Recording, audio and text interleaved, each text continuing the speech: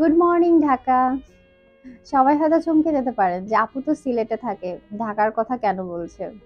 তো আসলে ঢাকা চলে আসছি, এই জন্য গুড মর্নিং ঢাকা বললাম। রাত থেকে ব্লগটা শুরু করব ভাবছিলাম, কিন্তু করা হয়নি। আর বাসে উঠলে আমার একটু বমির সমস্যা হয়, তো সেই জন্য সবকিছু মিলে আমার জার্নিটা বেশি ভালো ছিল না।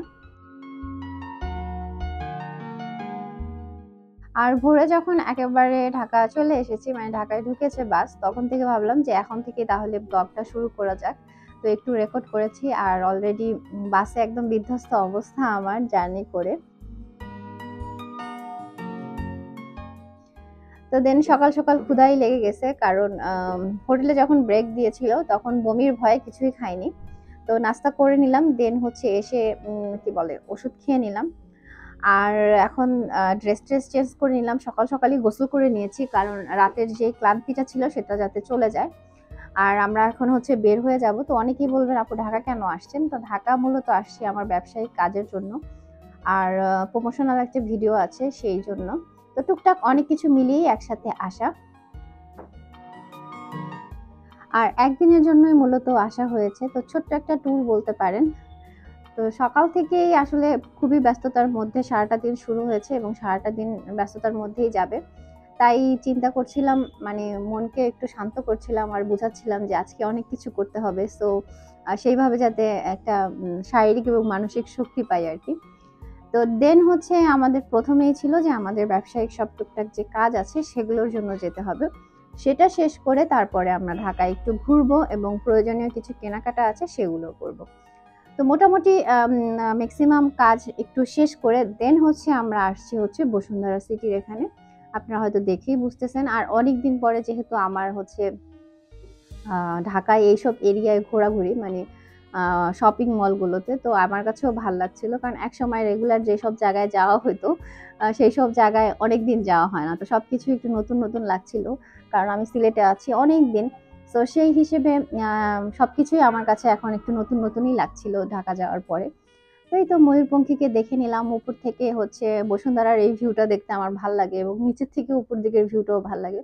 তো অনেকে আবার বলবেন আপু এগুলো কি দেখাইতেছেন একদম।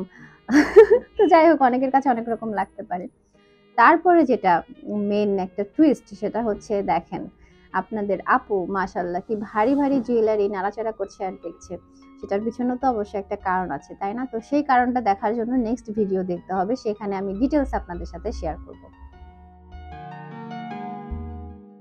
তাই এখনো যারা আমার পেজটা এবং চ্যানেলটা সাবস্ক্রাইব করেননি, ফলো করেননি, তারা করে অপেক্ষা করেন নেক্সট ভিডিওর জন্য।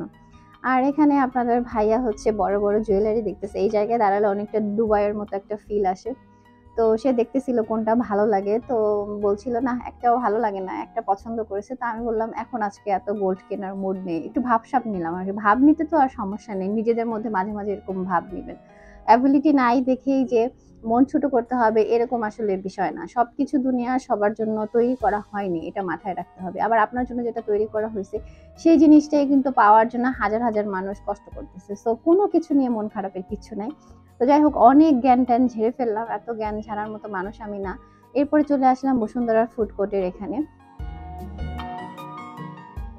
আর বসুন্ধরা যারাই আসে দেখা যায় যে কম বেশি কিন্তু সবাই ফুড কোর্টে যায়, তো সেজন্য আমরাও গেলাম, না হলে আসলে বিষয়টা বেমানান লাগবে, তাই না? তো আমরা ভাবলাম যে কি খাবো, হালকা পাতলা আসলে কিছু মানে খেতে চাচ্ছিলাম। আর এদিকে চুল টুলের অবস্থা একদম বিধ্বস্ত হয়ে আছে সারা রাত জার্নি করে। আর যেহেতু সকাল সকাল বের হবো, ওই টাইমে আমি হচ্ছে চুলটা প্রপার ভিজাইনি, তো এই জন্য একটু পাগল পাগল লাগতেছিল। পরে আমি একটু ঠিকঠাক করলাম, আর এখান থেকে হচ্ছে খাবারের অর্ডার করলাম। আপনাদের ভাইয়া বলছিল তেমন কিছু খাবে না, তো আমরা এখান থেকে হচ্ছে মোমো নিলাম। আর প্রাইসটা মোটামুটি মানে সিলেটের তুলনায় অনেক বেশি, তবে টেস্টও মোটামুটি ছিল। তবে আমার কাছে সিলেটের গুলো খারাপ লাগে না, ভালোই লাগে। আর আমাদের ইচ্ছা আছে আমরা এখান থেকে হচ্ছে পরবর্তীতে আমাদের কাজ শেষ করে পুরান ঢাকার ওদিকে যাব, তাই আমরা হেভি কিছু এখান থেকে খেলাম না। আর আজকের এই ভিডিওটা একটু বড় হয়ে যাবে, সেই জন্য আপনাদের সাথে একই ভিডিওতে শেয়ার করছি না, ওটার জন্য আলাদা একটা ভিডিও শেয়ার করব।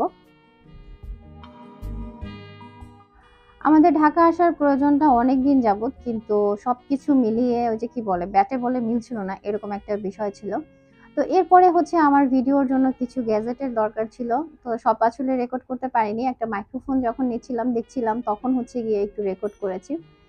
তো আমার আসলে ফোনের জন্য বা আপনার আইফোন বলেন অ্যান্ড্রয়েডের বলেন দুইটার জন্য দুই রকমের মাইক্রোফোন লাগবে, তো একরকম দিয়ে তো কাজ হচ্ছে না, তো এই জন্য একটু ঘাটাঘাটি করছিলাম কি করলে ভালো হয়। দেন হচ্ছে এখান থেকে আবার আমরা একটু হচ্ছে গিয়ে কাস্টমার কেয়ার বলবো না, সার্ভিস সেন্টার বলতে পারেন। তো ফোনের সার্ভিস সেন্টারে আসছিলাম, কিছু জিনিস জানার ছিল ফোনের বিষয়ে, সেটা একটু জানলাম। এরপরে আবার এখানে হচ্ছে ছোলা ভুনা দেখে আপনাদের ভাইয়া দাঁড়ায় গেল, কারণ সে সকাল থেকে বারে বারে বলতেছিল ছোলা ভুনা খেতে ইচ্ছে হচ্ছে। তো সিলেটে দেখা যায় কি সচরাচর সব রেস্টুরেন্ট গুলোতেই কিন্তু এটা কমন থাকে, কিন্তু ঢাকায় তো সেটা নাই। তো বসুন্ধরায় গিয়ে সেটা দেখে আপনাদের ভাই আর থামতে পারলো না, সে সেখান থেকে খেয়ে নিল। আর আমাকে এখানে কামের বেটি রহিমার মতো লাগতেছে, বাট আমি আসলে কামের বেটি রহিমার মতোই, আমি যে খুব সুন্দরী নায়িকা এরকম কিছু না। অনেকে আমাকে পচায় মজা পান, আমার কোনো সমস্যা নেই। তবে আমি যেমনই আলহামদুলিল্লাহ, আমি এটা নিয়ে অনেক হ্যাপি। কারণ আল্লাহ চাইলে আমাকে আরো অনেক বেশি কুৎসিত করে বিকলাঙ্গ করেও তৈরি করতে পারতো, তো সেই জন্য আমি অনেক হ্যাপি আলহামদুলিল্লাহ। আর এখানে একটু জয়া আপার সাথে দুষ্টামি করতেছিলাম, তাকে একটু সার্কাস দেখাচ্ছিলাম আমি। তো যাই হোক, আমার দুষ্টামি দেখে আশেপাশে অনেকে হাসছিল, তাই সরে আসলাম। আর এখন একটা মজার জিনিস দেখাই, দেখেন আমার আইলাইনার দিলে এরকমই হয়, এক পাশের চোখেরটা আমি নিজে নিজেই ডলে মুছে ফেলছি। তো বাইরে এসে ছবি তোলার সময় এই অবস্থা দেখলাম, তো পরে আবার সেটা একটু ঠিক করে নিলাম। এমনিতে সময় ছিল না, তাই চোখের দুই কোণায় একটু হালকা লাইনার দিয়েছি, তার মধ্যে আবার সেটা মুছে ফেলেছি। তো এখন হচ্ছে আমরা যাচ্ছি পুরান ঢাকার ওইদিকে। আর আপনাদের সাথে এই ভিডিওগুলো একটু পার্ট পার্ট করে দিচ্ছি, এতে করে আমার জন্য সুবিধা হবে আর কি, ভিডিও এডিট এবং ডিটেলসে ভিডিওগুলো শেয়ার করার জন্য। তো নেক্সট ভিডিও দেখার জন্য অবশ্যই আমার পেজে এবং আমার চ্যানেলে চোখ রাখুন। ভালো থাকুন সবাই, আল্লাহ হাফিজ, আসসালামু আলাইকুম।